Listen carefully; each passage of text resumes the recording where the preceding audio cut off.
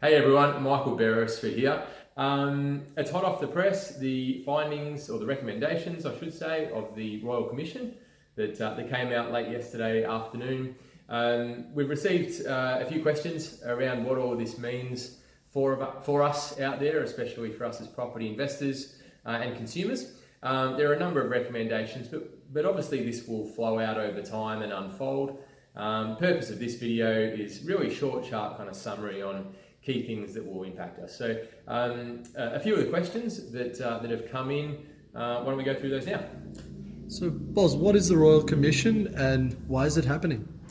Okay, so the Royal Commission is an inquiry into alleged misconduct in the banking, superannuation and financial services sectors. Why it's happening is because there were reports, common ones that we've all heard in the media over the last 12 months, a few common ones being obviously the treatment of banks of farmers as they're going through tough times and the way that they were treated. They were major lobbyists for this Royal Commission to occur. There were fees for non-service, so people being charged for services that weren't actually being provided. And in some cases even people that were deceased being charged for services ongoing. So they're just some of the reasons as to why it happened.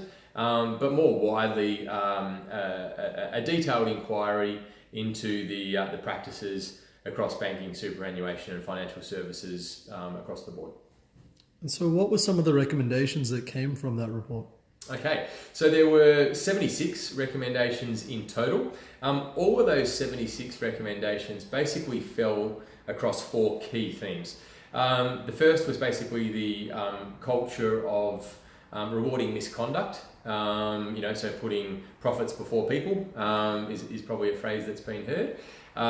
The power and imbalance between businesses and consumers. The third one, conflict of interests that occurred. And finally, the accountability or lack thereof of financial institutions. So the purpose of today is not to go through 76 recommendations in detail. There are a few key things that impact all of us.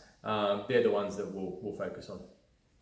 And what are some of those key points? Okay, so if we take maybe the five key things that came out, there were a couple of positives. Firstly, that there was a recommendation for no further tightening of the lending restrictions that have been in place for the last 18 to 24 months. Okay, so the basically proactive efforts of APRA and working with the banks to tighten those credit criteria were viewed positively. Secondly, the scrutiny on living expenses. So there's basically HEM, it's called. I think it stands for Home Expenditure Model or Housing Expenditure Model. Basically, it's a minimum amount of living expenses for a household of a certain number of people. So the Royal Commission basically made the recommendation that that's to remain as a floor, but not a floor as a problem, but as a minimal benchmark, if you like. But the banks will continue to do their due diligence on applicants' living expenses to make sure that loan affordability is still there. Third one, a really positive one really, is around, the cold calling for superannuation and insurance products has been banned. And fourthly, around the financial planning landscape, annual payments to financial planners or annual commissions to be banned as well. And that went one step further to say that if a financial planner was not able to give independent advice, that had to be provided in writing to the consumer. So a couple of really positive things there around where there have been issues in the past. Without doubt, I've kept the biggest till last, and that's basically around the mortgage broker remuneration model. So in essence, the recommendation was to transition to away from a commission to mortgage brokers paid by lenders for writing a loan through to a user pays model to use a mortgage broker. That's going to happen, or the recommendation is that will happen as a phased approach. Basically that through July 2020 and beyond, trail commissions will be abolished. And then with the further view to review upfront commissions through to 2023 and transition that user pays model. So this is, I guess, one disagreement I have around the Royal Commission. If we think about it, really that is going against what the Royal Commission was wanting to achieve, which was all around more competition, more choice and better outcomes for consumers. 60% of loans written today come from mortgage brokers, the other 40% are direct to banks. So if we take mortgage brokers, or a large chunk of them, out of the industry, that is going to increase costs and overheads for banks. Guess who will pay for those increased costs? It'll be consumers through potential increases in interest rates to be able to offset those costs.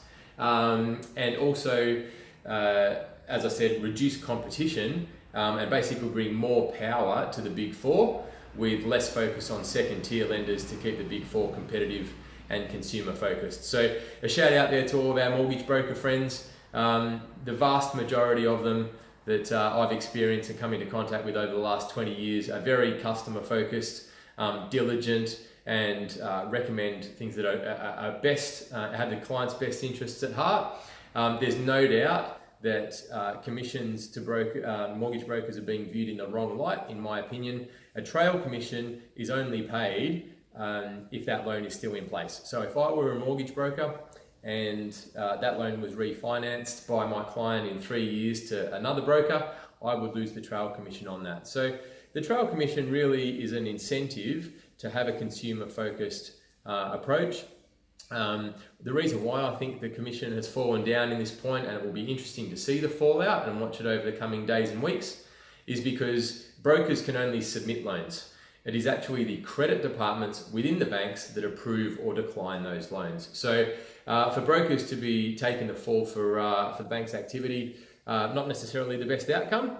And while the political parties have said that they will support these findings, in principle, all of these findings, it will be interesting to see how this plays out, especially around mortgage broking, because it does provide a really good alternative service to us as consumers and keep the banks honest and competitive, as I said. So look, there will be a lot to flow on from this. We're less than 24 hours after those recommendations have come out. We look forward to seeing how it unfolds, and as always, we'll post some more videos with more updates and insights for you as they unfold, so that you can understand it in English and follow along. So bye for now, we'll see you next time.